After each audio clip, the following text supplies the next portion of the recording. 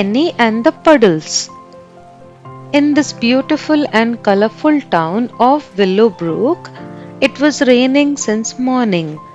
The weather was beautiful. Inside one of the warm houses, a cute little puppy named Penny was sitting by the window. She was getting excited looking at the raindrops splashing into puddles that were forming outside. Penny loved rainy days. To her, puddles weren't just patches of water, but little worlds waiting to be explored. As soon as the owner opened the door, Penny dashed outside, feeling overjoyed at the thought of playing in the rain. Penny started exploring and putting her paws in every puddle that she came across.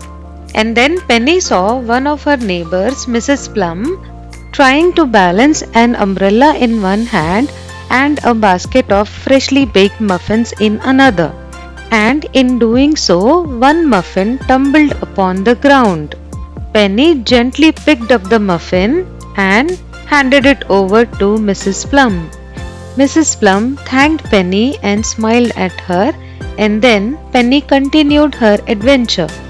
And then Penny saw her little friend Oliver the duckling standing at the edge of a puddle, hesitating to get in.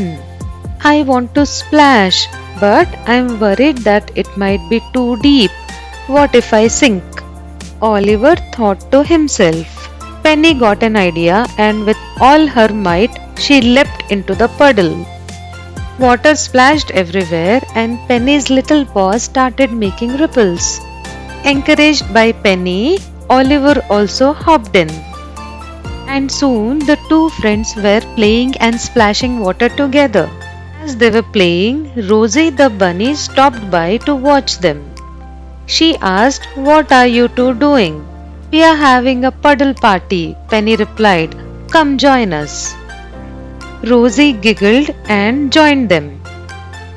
Mr. Freddie the frog was also enjoying the rain by leaping from puddle to puddle.